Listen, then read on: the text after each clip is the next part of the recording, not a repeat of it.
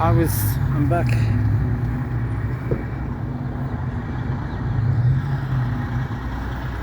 I was just talking to a couple of guys.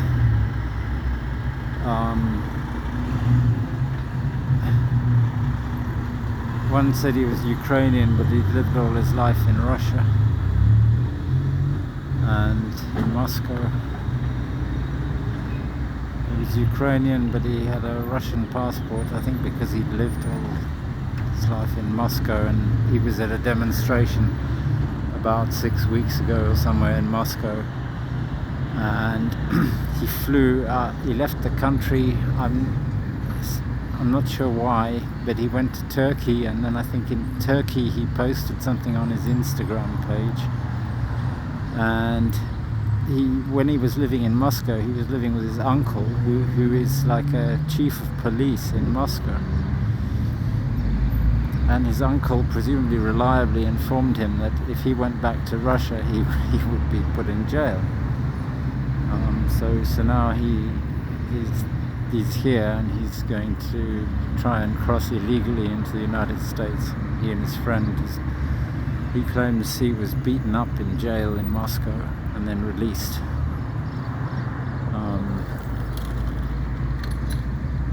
He looks remarkably untraumatized and seems pretty carefree. I mean, for somebody in dire straits. I mean, he's only 19. Maybe when you're 19 you don't worry about shit like this, but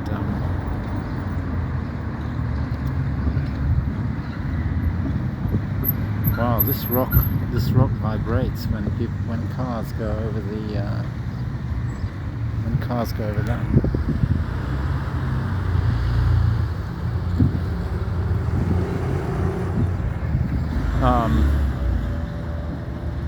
So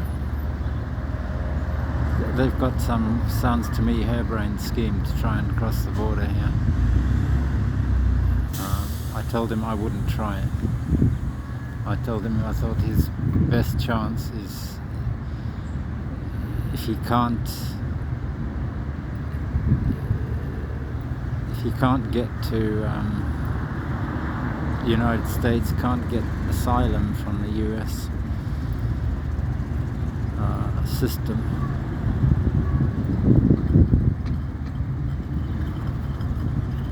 See, he's a middle case, because he's Ukrainian. He's a refugee from Vladimir Putin, not a refugee from the Ukrainian war.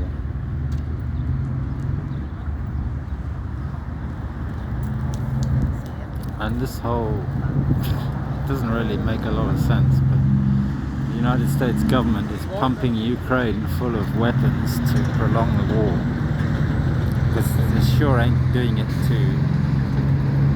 end the war. And at the same time taking in all the Ukrainian refugees. Maybe it's just an attempt to I don't know, I don't know what the policy is.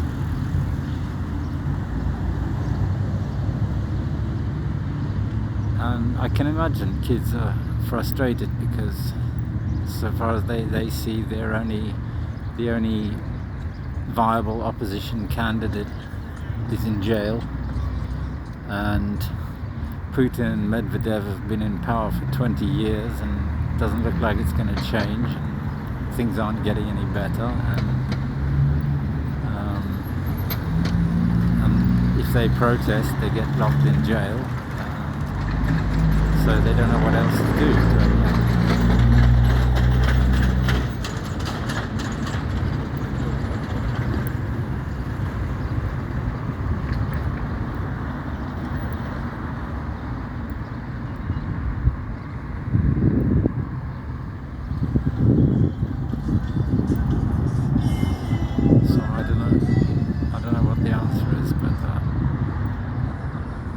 Protesting in Britain,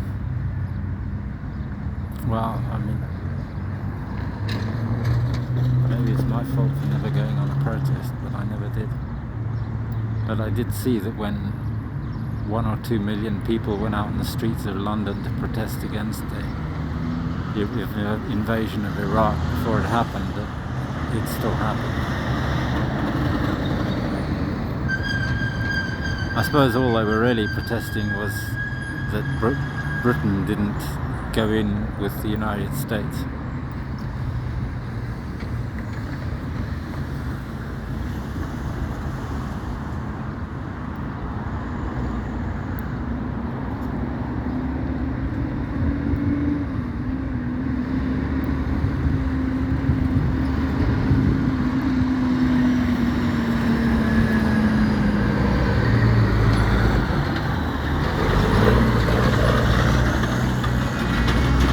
There's a YouTube channel called The Film Archive that is uploading an enormous amount of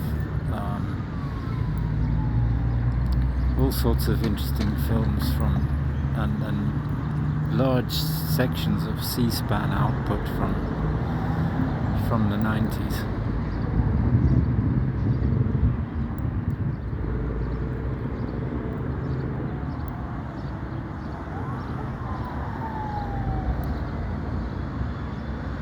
Those were the days. Wow.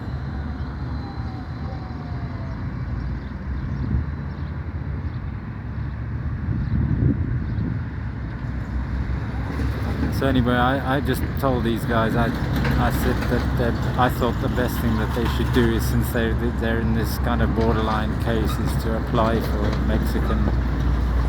I said I'd even go with them and apply with them at the same time. Maybe we could rent an apartment together or something, because I can't get enough to rent a decent place to live. I can't pay the deposit, I can't pay a month, I can't even pay 5 days in advance.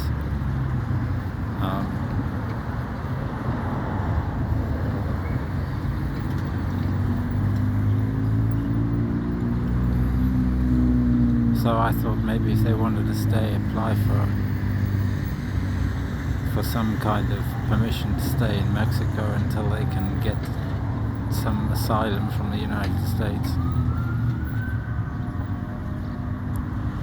or a pardon from Vladimir Vladimirovich.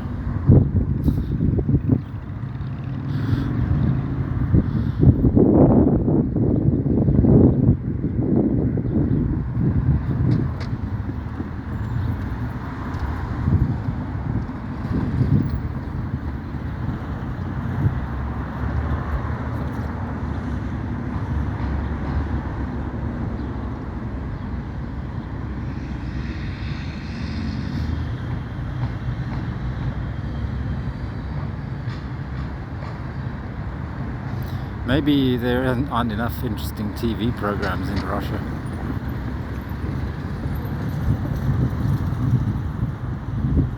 I don't know why these kids get so politically active.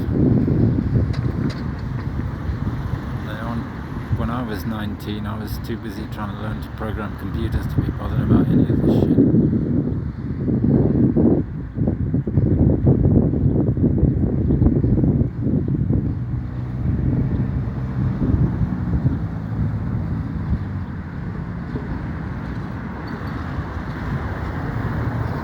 So that's the end of my video.